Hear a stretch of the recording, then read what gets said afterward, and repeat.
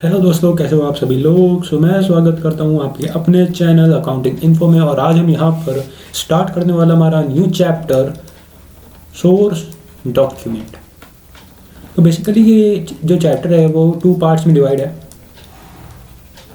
ठीक है, पहला है सोर्स डॉक्यूमेंट और दूसरा है वाउचर्स। आज हम यहाँ पर सोर्स डॉक्यूमेंट पढ़ेंगे। बहुत ही इजी चैप्टर है, कुछ टॉपिक्स हैं वो बस आपको पढ़ने हैं कि कौन से तरीके के सोर्स डॉक्यूमेंट होते हैं और सोर्स डॉक्यूमेंट क्या होते हैं। तो लेट्स स्टार्ट। तो यहाँ पर सोर्स डॉक्यूमेंट की डेफिनेशन आपको मिल सकती है। सोर्स डॉक्यूमेंट क्या है? एक एविडेंस है। हम जो भी ट्रांजैक्शन बिजनेस में करते हैं हमें उसको रिकॉर्ड करना होता है। रिकॉर्ड करने के लिए हमें उन ट्रांजैक्शंस का एविडेंस होना ज़रूरी है। बिना एविडेंस के हम उन्हें रिकॉर्ड नहीं कर सकते। बाद में मान लो कोई केस हो जाता है, कोई लॉ सूट फाइल कर देता है, तो उसमें हमें उन एविडेंस की ज़रूरत पड़ती है। इसलिए हम यहाँ पर पढ़ेंगे कि कौन कौन से तरह के एविडेंस होते हैं। जैसे कोई भी ट्रांजैक्शन होती है उसके लिए अलग एविडेंस होता है।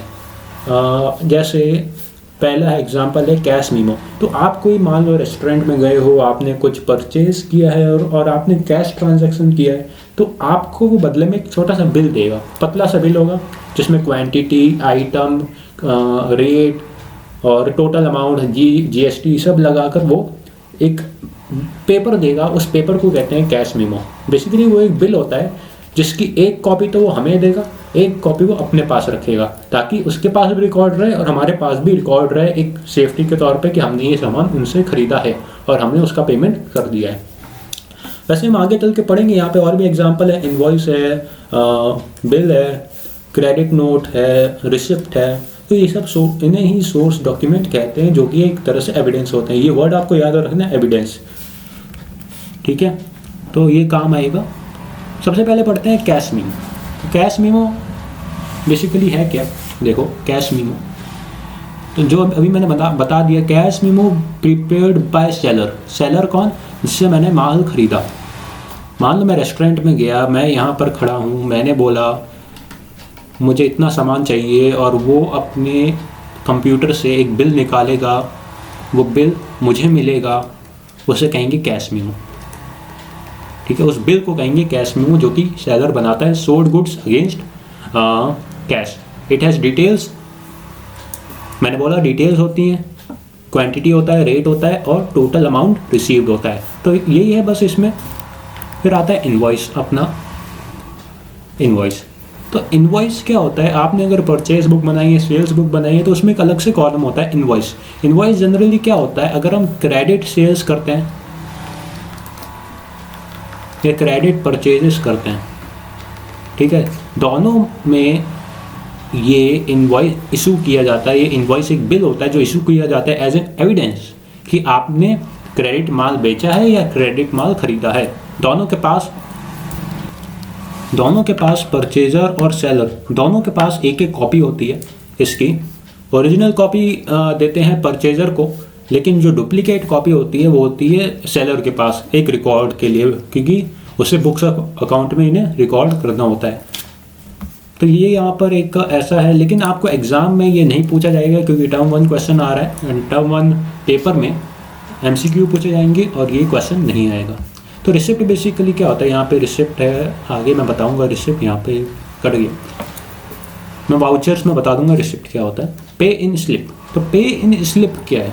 तो आप कभी बैंक में गए हो, मैं इसको यहाँ से समझा देता हूँ। मान लो आपके पास 1 लाख रुपीज़ कैश है, आपको बैंक में जमा कराना है। बैंक में जमा कराने के लिए आपको इसकी ज़रूरत पड़ेगी। यहाँ पे आप डेट लिखोगे, मान लो ये एक्सिस बैंक का है एग्जाम्पल के तौर पे, यहाँ अपना अकाउंट नंबर लिखोगे और यहाँ पे डिटेल्स लिखोगे। यहाँ पे तो ये वाला जो हिस्सा है ना, ठीक है, यहाँ पे लिखा है काउंटर फॉलियो। ठीक है, इस वाले हिस्से को कहते हैं काउंटर फॉलियो। इस वाले हिस्से को कहते हैं काउंटर फॉलियो। ये जाता है बैंक के पास, ये रहता है हमारे पास। दोनों के पास एक एक एविडेंस। हाँ, यहाँ पर हम लिखेंगे कि यहाँ पे 1000 रुपये के कितने नोट हैं, 500 के कितने नोट हैं, 100 के, 50 के, 20 के, 10 के, 5 के, 2 के, 1 के।